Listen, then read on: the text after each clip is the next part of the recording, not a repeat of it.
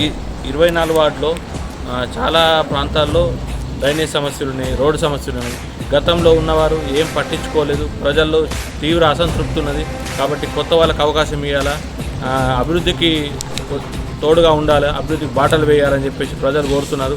కాబట్టి వాళ్ళందరి కోరిక మేరకు ఖచ్చితంగా నేను ప్రతి సమస్య పైన పోరాటం చేసి అభివృద్ధి చేస్తానని మీకు మాట ఇవ్వడం జరుగుతుంది. Shravan Kumar, 24 ward BRS party councillor అభ్యర్థిని. నేను 24 వార్డులో గత కొన్ని సంవత్సరాలుగా వీధి అన్ని ప్రాంతాలు తిరిగాను.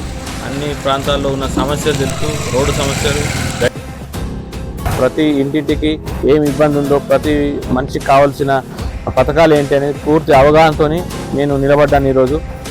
కాబట్టి నాకు ఒక్కసారి అవకాశం ఇవ్వండి, బీఆర్ఎస్ పార్టీ నుంచి నన్ను గెలిపించండి, కారు గుర్తు కోటేయండి. నేను ఈ కాలనీ బిడ్డను, కాలనీలోనే ఉంటాను, మీకు నిరంతరం అందుబాటులో ఉంటాను. ఏ సమస్య ఉన్నా మీకు ఎల్లప్పుడూ అందుబాటులో ఉండి ప్రతి సమస్య గురించి పోరాటం చేస్తాను. కాబట్టి ఒక అవకాశం ఇవ్వండి అని కోరుచున్నాను.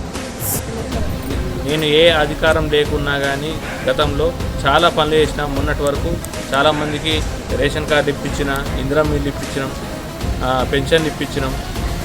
మళ్ళీ చాలా డ్రైనేజ్ సమస్య పైన పనిచేసినాం. రోడ్డు సమస్య గురించి అధికారులకు వివరించడం జరిగింది. కాబట్టి నాకు ఒక అవకాశం ఇవ్వండి అని కోరుచున్నాను. పేరు మట్టెల శ్రావణ్ కుమార్. నేను గడ్కోల్ లింబాద్రి చిన్న కుమారుణ్ణి. నేను ఇక్కడే పుట్టి పెరిగాను, ఇక్కడ మనిషినే.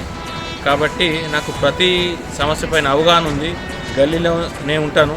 కాబట్టి ఒక అవకాశం ఇవ్వండి, అభివృద్ధికి బాటలు వేయండి. పత్తూరి నీరజ, బాలాజీ 2లో ఉంటాం మేము.